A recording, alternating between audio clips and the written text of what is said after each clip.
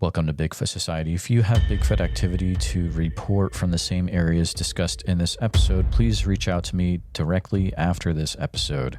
And if you'd like to be on the podcast to discuss a personal Bigfoot encounter, please reach out to me directly at bigfootsociety@gmail.com. Do you wish there was more Bigfoot Society to listen to every week? Well, there is now. If you become a supporting member over at Patreon, you get a special members-only episode every single week on Wednesdays, and sometimes even more episodes. Head on over to patreon.com/the Bigfoot Society. And now let's get on with the show.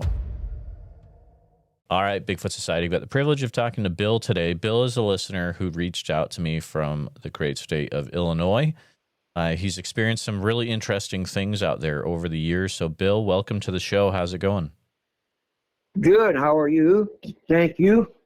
We're doing good out here in Iowa. We've got a little bit of snow on the ground, but we're making the best of it. So, yeah, Bill, there's stuff going on in your area current day. I'm excited to hear what you've experienced over the years. And then at the end, I mean, we'll talk about some stuff. We'll talk about some stuff that's going on current day too. So feel free to, I'm going to pass things right over to you, Bill, and feel free to take us back to where we need to be.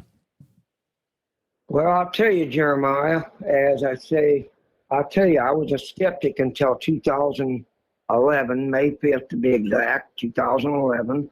I had my first experience here in Peoria County. Excuse me. And I was out morel mushroom hunting on private property. And not too far, probably approximately about 5 miles from Jubilee College State Park. I'm very aware of the property. I've hunted deer for years, deer hunted, turkey hunted, squirrel hunted, you name it, I've done it. Just that one day I took my lab. She was a female dog, a Labrador retriever. I took her with me, very obedient. And I decided to go out to a spot that I've always hunted for years, probably a dozen years, prior to this incident.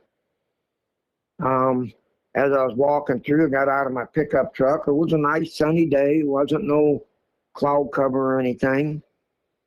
And as I got in there and started walking through, my dog went ahead of me, as it normally did. And she started walking away, and the next thing you know, I'm looking around. I'm starting to pick up mushrooms. And I hear a noise off to my left. And what I mean by noise is there's trees cracking. I heard the leaves brushing, where someone had been walking. And first thing comes to my mind is maybe it's either someone turkey hunting or a deer running through the timber, running through the brush. I stopped, but I knew something was watching me. I had that eerie feeling something was watching me. Most hunters will tell you when you're in the woods, out in the timber, if you're hunting, most animals, squirrels, birds, when they see you, they'll stop. They'll go dead silent. That day, it was so quiet you could hear a pin drop. And as I looked over to my left, I thought I had seen some movement. I wasn't for sure. So I act like I was pretending. I still knew something was there. I act like I was still going to pick up mushrooms. So when I kneeled down, there's an old deer trail there, and I kneeled down. And as I kneeled down, I was looking around trying to scout the area, like, where are you at? Who is it? All of a sudden, I hear a big yell, a yell that I've never heard in my life. When it yelled, I kind of like, uh-oh, what's this? This ain't no coyote, and this certainly ain't no human being.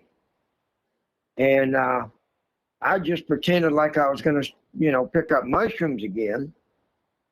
And in my mind, I'm thinking that wasn't nobody, no man.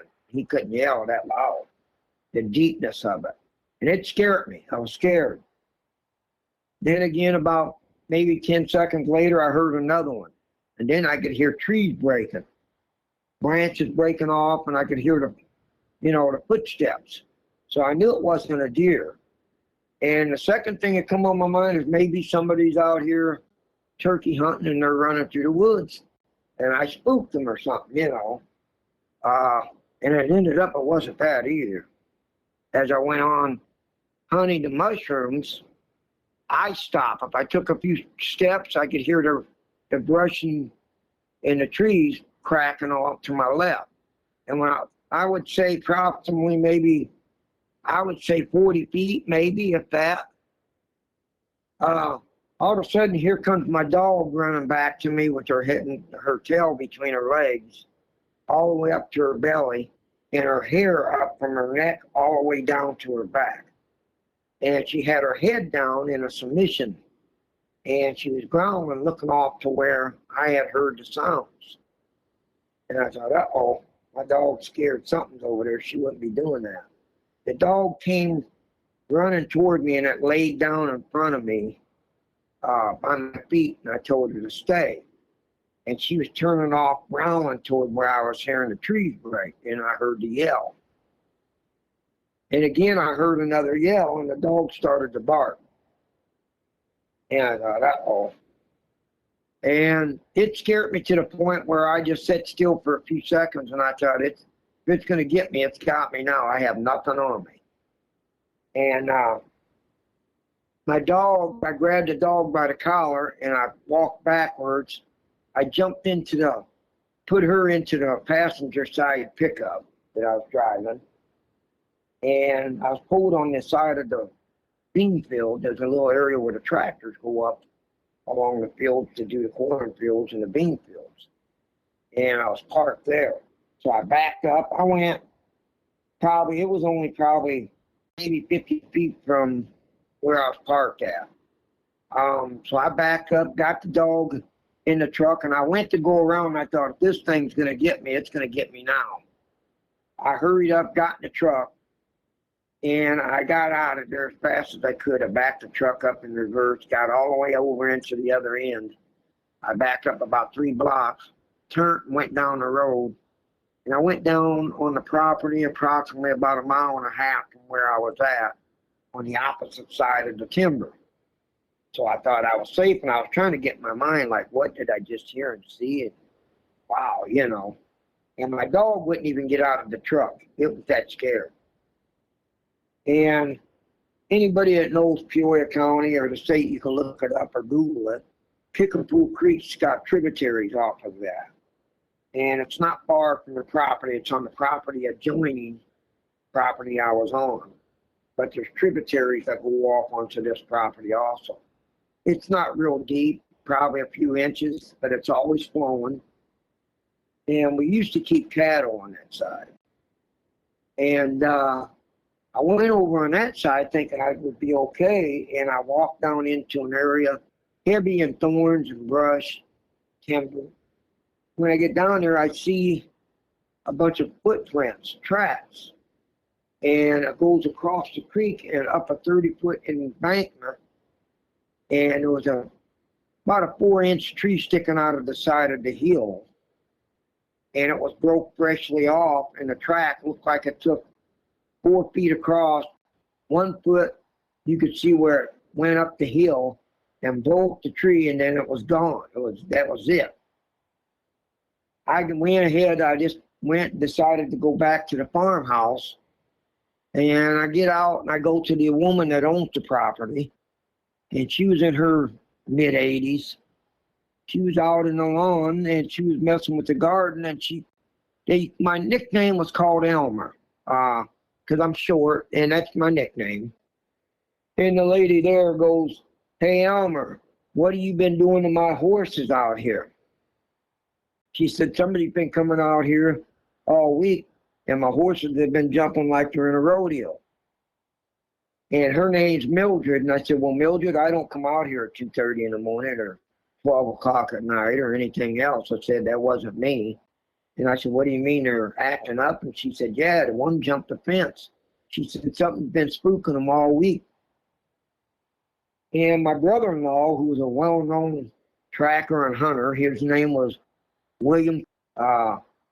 He was a caretaker there also, like a handyman, known him all my life. And he pulled up and he goes, "Hey, what's going on?" He heard her asking me about the horses. And he goes, "Well," I told him what had happened. And I said, "Well, horses have been acting up." And she thought that was me. I said, "But I want to tell you what just happened to me." He looked at me funny. He goes, He goes, "That's strange. These horses have been acting up. I wonder if they didn't, something, they didn't sense it." And where I found the tracks at, Jeremiah, were right below where the horses walk out of the barn. It's like a little pasture area that goes down into the creek. And that was in 2011, May 5th, 2011 to be exact. I'll never forget that day. After that, the next day, my son-in-law, who was a police officer at the time here in Tazewell County, he was laughing at me. He was a skeptic, and him and my older daughter decided, they said, "Well, let's go out and look at the place." And I said, "If you go, I want you to take your a rifle or some kind of a weapon. I won't go out without it." And we went the next day, and he laughed at me and said, "Oh, you seen Bigfoot?" I said, "No, I don't know what it was." So we get out to the farm. My daughter stays up to the barn. Me and him come in from behind where the horses were throwing a fit and jumping the fences. We climb the fence and go down into the area where I found the tracks originally. Now out in the back where I had the dog. We're walking around and we see the tracks. I said, "Well, there, you tell me what them are." And he looked at him and he goes, "You got me baffled." He goes, "I'm sorry I laughed at you." He goes, "This ain't where you're at here. There's no way." He goes, there ain't no way somebody could have just walked around here barefooted, and they're too big. Now, mind you, this guy's a police officer, so he had to be kind of skeptical. After that day, that changed his life. He's a definite believer. As recently, after 2011, I hadn't been back out to the property. I went back this last April and May to go mushroom hunting with my daughter, Kim, and some grandkids. I'm thinking years later, maybe, they moved on. Then I actually go in there and tell her where it happened at. I not only seen them, but I also, on this date, actually found tree structures, more footprints, heard yells that I've never heard before, similar to the ones I heard in 2011. And that's just then. The surrounding areas of Peoria County have multiple sightings in the last 6 months. There was one in Farmington, Illinois. Guy claims he's seen one out. He actually saw one on his property coming away from his barn. That's in Fulton County. Also, there was a sighting just recently, or footprints found in a state wildlife park I think it's Wildlife Prairie Park in Peoria County. Not far from where I had my experience. I would say within 10 miles or less. So yeah, there's a lot of sightings in this area, Jeremiah. Oh, absolutely. And, you had actually reached out to me the other day about that Wildlife Prairie Park, the footprints that were found, which I've been there multiple times. It's a great place. People would definitely check it out if you're in the Peoria area. But I actually reached out to the park after we had talked real quick, and I got someone on the phone, said who I was, and I was interested in the tracks. They started talking, then they're like, yeah, you need to talk to someone else now. I was like, oh, okay. So I got, I had to contact pretty much the media department for the park. I haven't gotten anything back yet, but I'm guessing if I'm going to, it's probably going to be this Monday when maybe not normal business hours, but yeah, I thought that was interesting. So who knows?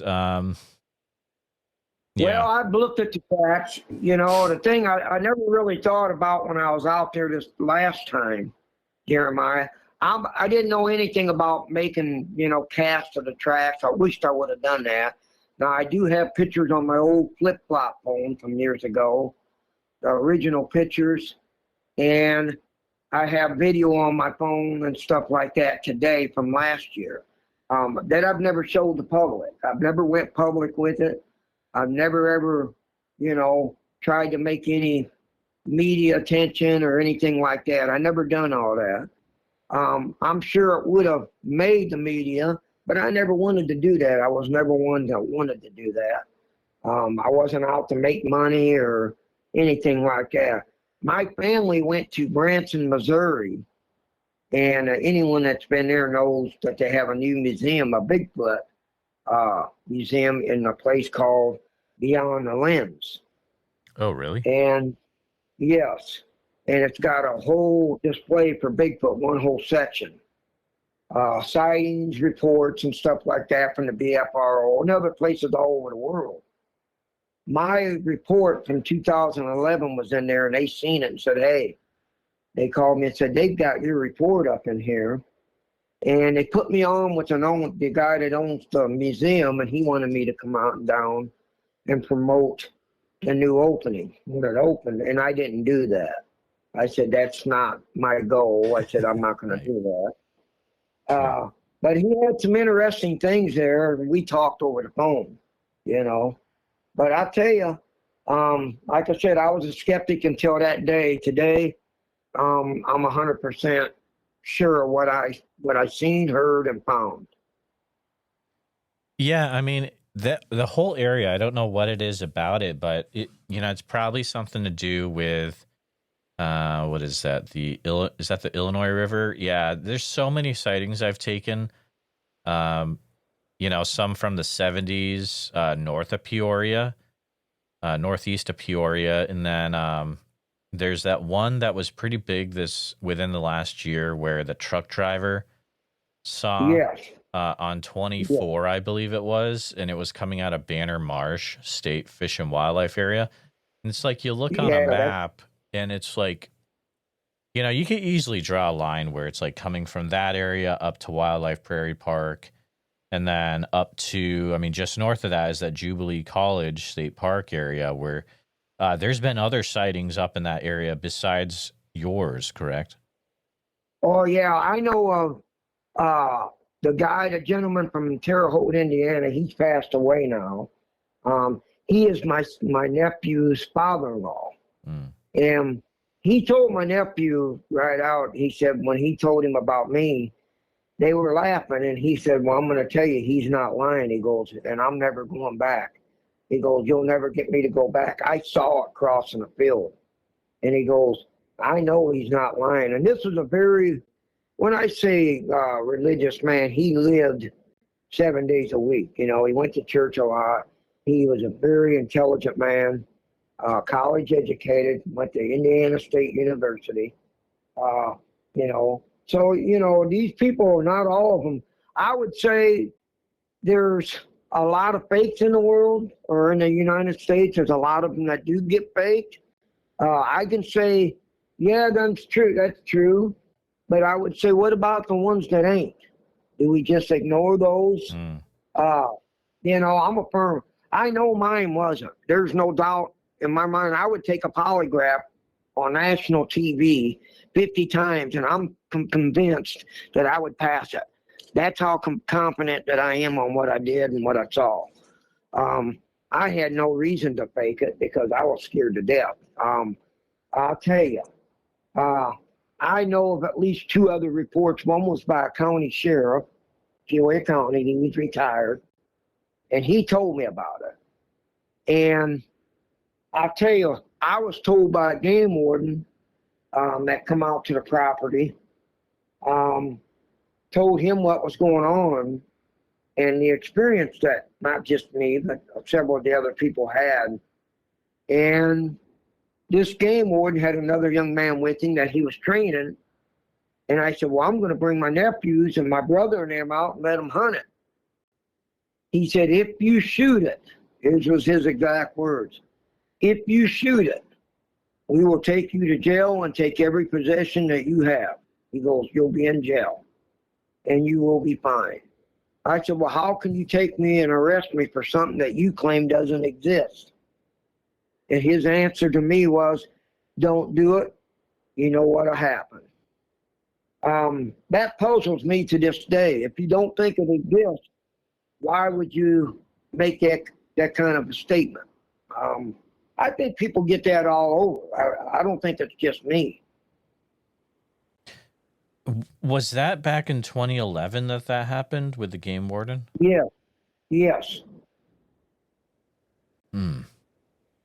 That's really interesting because, yeah, I mean, it's just one of those things. It's like, you know, obviously they know what's going on. How could you arrest me for something? Yeah. Jeremiah, how could I arrest you for something if you shoot something that you say doesn't exist? Well, you know, we know there's no bears in the area. Mm-hmm. Now, we did have a bear, a black bear, I think it was up at Canton, Illinois, or Lewiston, that someone spotted, and that was true. There was one there. Where it come from, they never said any more about it. I don't know if it got, you know, released from a park or cage or something like that, or someone just had it, or if it wandered into that area, I don't know. But you're not going to see a bear here. You're not going to see elk or anything like that, you know. What I saw, I know there was no man that big, and he couldn't move that smoothly through the woods. I've got relatives in my family that are 6'8", 6'9", big guys, and they're agile. They were athletes, but they couldn't move like this. This thing made them look like little kids. I've watched sports all my life, and this thing made Shaquille O'Neal look like a baby. It would dwarf him just by the size, the pure size and the weight of it. I'm still puzzled to this day. You know, it still got me puzzled. You know, I'll never forget it. I can't remember a lot of things, but I can remember that like yesterday. Oh yeah, I would never forget. I mean, are there ways that it's affected you since you had that encounter? Yeah. Absolutely. I don't go out into the woods by myself. If I go armed, and I don't go alone. I'm a big mushroom hunter. I fish a lot. I do a lot of things like that. I used to be a big hunter. I used to hunt deer and turkey and squirrel and rabbit and things like that. You name it, I've done it. I don't do that no more. The area that I was in has gotten a lot of, it's in what they call, if you look in Boone and Crockett magazine, and I think it's, there's another one, it's got that area at Jubilee as the triangle, the magic triangle. They believe that that's where the next world record will come out of for bucks. The property has a lot of deer on it. My nephews and them, they did hunt it. There is a cabin on the property that's been there since about 85. Two of my nephews told me just within the last year, they were out there gonna go deer hunting not this year, but last October, bow hunting. And they stayed all night in the cabin. And they said something shook the cabin and was throwing rocks at the cabin. And they thought somebody was playing a prank. And mind you, now these guys are about 6'4", 6'5", about 280, big kids. And they had weapons on them. And they never went back. They were scared to death.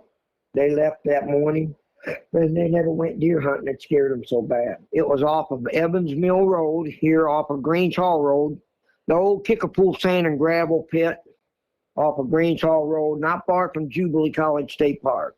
It's down the road from there. Very remote. I had a guy tell me that, well, there's not enough timber in Illinois for something like that to survive, or it would be seen more. And I told him that's not true. And I actually drove out. I didn't take him on the property, but I showed him the surrounding area. And he come back and he was just in awe. He said, "You're right."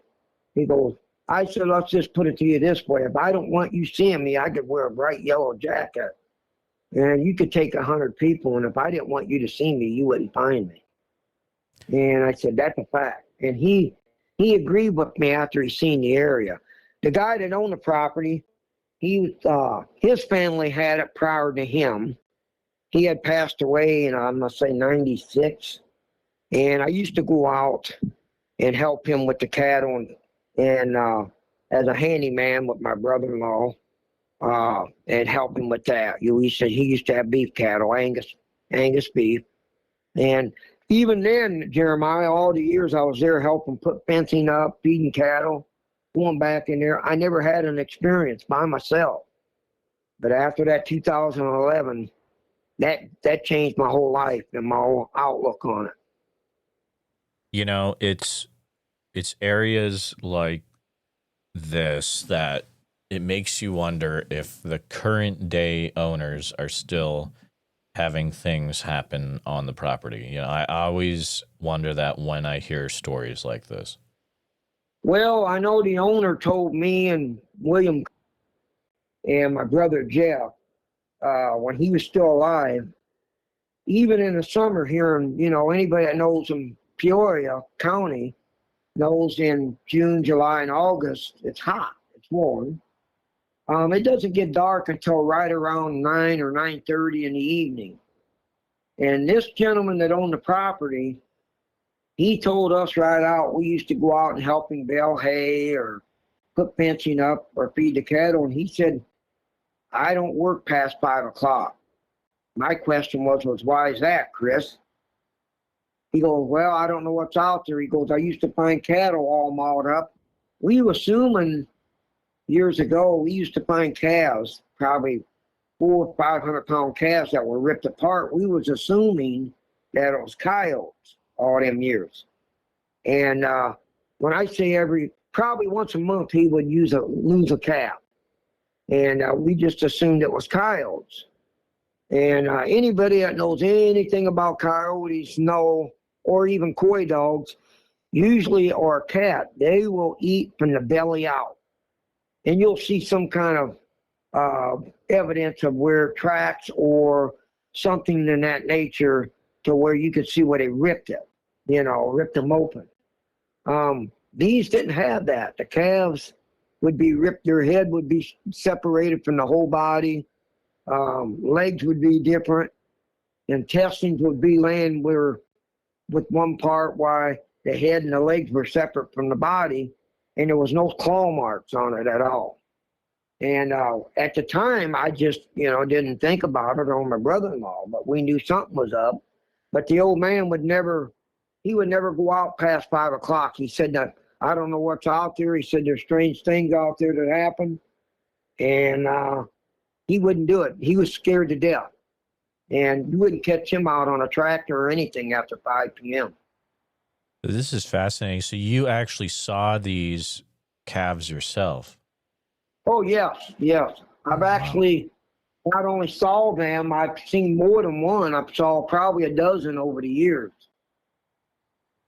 Now, I guess not to get overly graphic, but so you're saying the head was separated from the body. Was it like a clean cut, or was it like it had obviously been torn off the body? It was torn off. You could see that it would look like something just had. It'd be like you putting a tractor around and a chain around one on the neck and a chain on it and pulling it in half. That's what it looked like. It looked to me like it did something, just took it and ripped it. There was no claw marks. I didn't see any claw marks. We were thinking it was coyotes. And I've seen deer where they've shot in deer. I've found deer where coyotes have gotten deer, and you could see where they've dug at it with their claws, dig at it to get to the intestines, and they will eat from that. And I'm not trying to be graphic, but they will eat from the belly out. And you could see the teeth marks or the canine in the tracks. This had none of that. This was nothing like that. Was there ever a situation where you found one of them that had its neck broken? Well, I found them where the head was decapitated from the body. Okay. You know, most of the time when we found them, they were like just ripped apart. You know, it was like something just came and just ripped it apart. And my brother-in-law even thought, you know, later on, he said, you know, all those years, you're right. He goes, them wasn't coyotes that could have did that. He said something had to rip them apart, and they had to be awful strong to do that. And, you know, of course, he's passed away now, you know, but I tell you, it shook you up. When you seen it with your own eyes, it makes you think, you know, it really opens your mind up to like, wow, you know. Oh, absolutely. And is this same area, is it known for any other strange things happening as well besides Bigfoot? That I know of, I'm not aware of any. I'm aware of the other sightings in the area and on the same property. If you look it up on the map, you can Google reports from the BFRO. You'll find that reports on there. It tells by Jubilee, but it was actually on the same property, same spot that I was on. Okay, yep, I see it. Peoria County, Illinois, mushroom hunter one. Yeah, and there was also a deer hunter one on there. Okay. He was deer hunter. That was him. And he didn't give full details. He didn't want the media to hound him. He didn't want the, you know, people criticizing him or, you know, things like that. But he did give it, and I'll tell you, he did the report to a guy named Stan Courtney in Southern Illinois. Mm-hmm. I actually never called Stan. It was my older daughter and her husband that called him.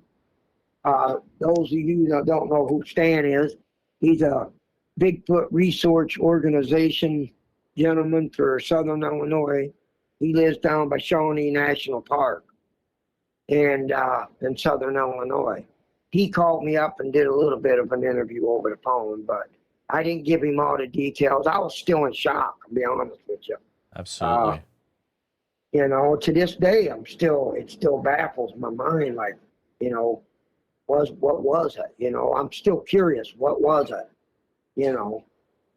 Yeah, just to talk about Stan Courtney for a minute. Stan Courtney he's got a great website, stancourtney.com, and he has so many, I mean, he's the Illinois Bigfoot guy. He's got so many reports on there, but also he has an incredible page that has, I would say easy 200 to 300 Bigfoot sounds to download and listen to from Illinois. Yeah. And it is absolutely wild. So, you know, I'll have that in the show notes. People need to check that out, especially if you are interested in Illinois Bigfoot. But I have tried to talk to Stan many a time, not been able to come to go through. So if anyone listening has a pretty good connection to Stan and wants to reach out for me, feel free to do so. One thing I would say too, to let you know this too, Jeremiah, on that day in 2011, I'll tell you, I got in the mindset, I think it was playing with me, to be honest with you. When I say playing with me, it was trying to manipulate the movements. If I took a few steps forward or backwards, you could hear it move. If I stopped, it would stop. I think it was playing with me. Do I think was it going to harm me? It didn't. It could have. I think if it wanted me, it could have got me. You know, there's no doubt in my mind it could have had me. You know, but it didn't do that. So I don't know if they're violent. I've never heard of them being that way. At least that day with me, it didn't. Could it have? It could have easily got me. If it wanted me, it could have got me. There's no doubt in my mind. But when I went back there this last year, it was at the same time of the year, right around April, May. I wonder if Jeremiah, if there isn't something to that pattern of them, using the creek beds, because all the tracks that I found were all on the creek bed. I think they're using it as their pathway to go from area to area. I could be wrong, but I think that's what I've seen. No, I mean, it makes perfect sense. And that's something that you hear a lot. And also, you know, if you're looking for a good area, you know, make sure there's a water source or a creek or a river, or especially creek or river that has a bend to it. Seems like that's a commonality too. If you look around all over the country, and I've been out west, I just came back from Northern California. Okay. My daughter used to live out there. And I've been to Shasta National Park, and I've been to the Sands Flat National Park. I've been all over out there, and I've seen I've seen bear, and I've been around that stuff all my life. I did gold panning and prospecting out there. And I've got pictures and video to prove that. So I'm very knowledgeable about the outdoors. Anybody that knows anything about deer hunting will tell you, if you shoot a deer and it don't die right away, he'll run to water to lick water. He'll lay in the sand and mud and try to patch that hole. He'll stop the bleeding. I'll tell you that I think whatever this is, Bigfoot, Sasquatch, whatever you want to call it, whatever it is, it has to have water. We know that. If it's a living, breathing animal or bipedal animal, whatever it is, it has to have water. And I'm convinced that I could go out there today and I could find new tracks. I'm convinced of that today, but I would never go by myself. That's how scared I am. I wouldn't do it on a broad night sunny day. But I'm convinced that sooner or later, it's got to come out. I'm sure there's going to be somebody hunting or something that someone's going to get one in this area. I think Peoria County and the surrounding area is one of the most hottest spots for Sasquatch or Bigfoot. Recently, I would say one of the top 3 in the nation, if not top 2. There's a lot going on. There's people that are talking to me that are off record too about Peoria County that just do not want anything. I mean, I'm probably,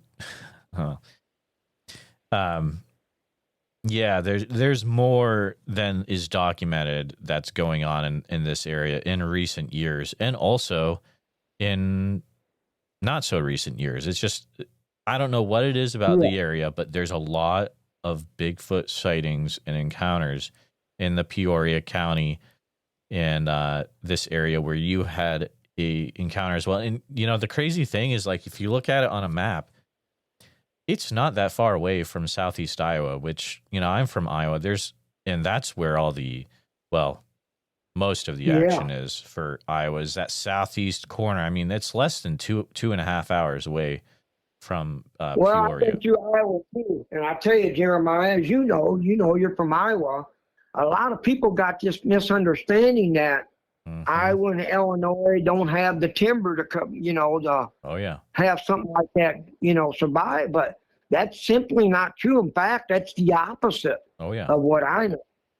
You could go in southeast Iowa over there by, I'm trying to think of that. Is it Burlington and down just east of that? And I'll tell you, you go along there, if you don't believe it, if anybody out there is a skeptic doesn't believe that, just take a ride going through Burlington or from Illinois to there, go down in that area. I guarantee you'll change your mind when you ride through there. Look at the brush and the timber. It goes for miles. I mean, you could go for miles, and it could, I'll tell you, anything could go in there. If you don't want to be found, like I said, you can go out here in Peoria County, and I could wear a bright yellow jacket. You could send 1,000 people in there, and if I don't want them to find me, they'd never find me unless I wanted to be found. Absolutely. That's how thick it is, And if I can do that, what makes you think an animal that's been out there every day and knows the outdoors, that's got a better sense of smell, direction, eyesight, hearing, you know, they know, you know, and they know the area, you know, and I'm convinced of that. But one thing I want to say to all the listeners, I really appreciate you and your show, because it brings this stuff to light and it brings more information out than a lot of the other ones that I've ever heard. I got to be honest. And I enjoy your show, really enjoy talking to you, and I think you're more informative than any of them that I've ever listened to. Well, you know, Bill, I appreciate that. At the end of the day, I try to make something that I would like to listen to myself. And, you know, there's at any given time, Bill, there are people reaching out all day long. There are so many accounts that need to be shared and people that need to be reached out to. And, you know, some of them end up not coming on, but, you know, the ones that do, I am super thankful for them, like yourself, being able to come on and to share what you experienced. And it helps other people, it helps other listeners make connections to what's going on at in their encounters as well. But you know, I have to ask you, based on what you experienced that day, you know, how would you be able to categorize what Bigfoot is? Is it something more ape-like or human-like, or something completely different? Well, from what I seen back in April, the one that I seen back last April, May, it was about 8.5 to 9 feet tall, easily 800 pounds. That's a guess. It's a guess, give or take, you know, on the weight. But the height, I'm pretty convinced that it was easily over 8 feet, easily. I'll tell you, I just wonder if it ain't some kind of like a Gigantopithecus, something similar that we just haven't discovered yet. It's got to have some kind of human gene in it. Is it human? No, it's definitely not human. But what I mean, it's got characteristics as something like the walking on 2 feet, the way it ran, the way it moved, and it moved smoothly through the woods. I seen it go up a hill and up and over, and it moved through like nothing. And very intelligent. I don't know what it is. I don't want to say something that I don't know. I don't want to lie and say it's this or that, because I'm not sure. I will say it's highly intelligent, very fast, very smooth moving, and I would say if it wanted to get you, it could. I think it could do a lot of damage to any human being if it really wanted to. I don't know of anybody actually being killed by him or harmed, maybe rocks thrown or maybe a tree being knocked on or something like that. If there's reports of anything else, I've never heard of that.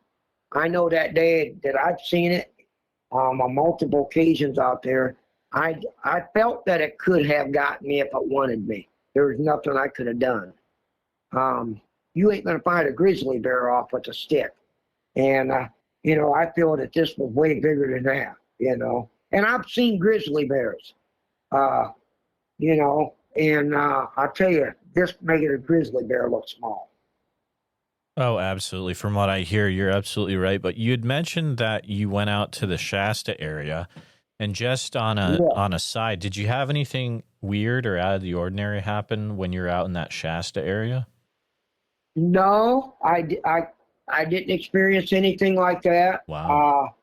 You know, I've talked to a few guys that were there. You know, they were sitting alongside one of the trails there, and me and my daughter and our grandkids were walking, and we were looking at the scenery, and it is beautiful out there. The scenery is beautiful. I, you know, brought up my experience to a guy, and he was talking to me, and we were talking about gold panning, and told him where I was from, told him about my experience, and he goes, "There's a lot of sightings out here, more than gets reported." That was his words. And I said, "Oh, really?" And he said, "Yeah."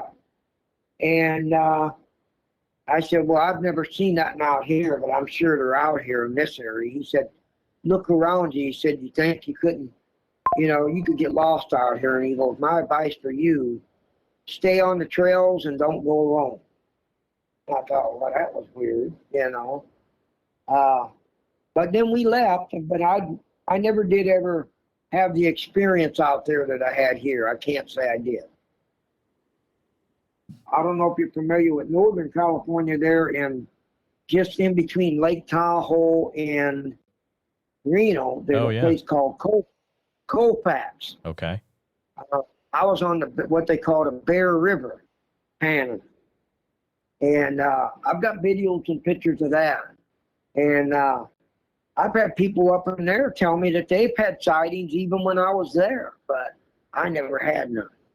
And if you've been to that area, very beautiful. The scenery will just blow your mind. And when I was there panning, I talked to people there, and there was a lot of people telling that they've had their stories about sightings and stuff there. Everybody can't be lying. There is people that probably made some stories up or lied, or, there could be fake tracks and all that stuff. And I'm one that'll say, yeah, that's true. But what about the other ones that aren't? Mm-hmm. Well, you can't say all of them fake. And there's too many instances on some of the stories that I've heard that match 100% of what happened to me. So I know they're not lying. I sit and I listen. And I'll tell you, some are so accurate to everything that happened to me. The sounds, the way they ran, their looks. And from what I've seen as far as the fur on them, the closest thing I could think of the fur that I've seen on them were close to an orangutan. Oh, really? Yes. It wasn't all dark black. Of course, it was running up the hill. It had its back to me. I didn't see, how they'll have a lump on the back of their neck. It seemed like it was solid muscle. And you could see it moving. Yeah, I was only probably 60 yards from it. And I could tell you this, you could see the muscles moving. It had the colors of more closer to an orangutan than anything I've ever seen. I've seen gorillas in the Henry Dooley Zoo. That's in Omaha, Nebraska. Absolutely. Yep. Great zoo. I've been there a dozen times, and I've seen them, and they're big. You can walk up to the glass and see the actual size of them, and they're pretty good size. This was at least double that. And the colors weren't the same as an ape or a gorilla. They're dark. They were dark. The face was dark, on the gorilla. I couldn't see the face on this, but I could tell you from the back, it was more of a reddish brown, that color. Fascinating stuff. Bill, thank you for coming on the show and for sharing what you experienced back in 2011. And it sounds like we definitely need to keep an eye on this area, and maybe if other listeners have had things happen in the Peoria County area or this area around Jubilee College State Park, feel free to reach out. You can reach me at bigfootsociety@gmail.com, or you can leave a comment on YouTube. But the best way to make sure that I see what you're leaving is to send me an email. But Bill, thank you for coming on the show and for sharing what you experienced. Thank you, Jeremiah, and you stay safe, and I appreciate everything you do. Yes, sir. You have a great one. You too. Bye-bye.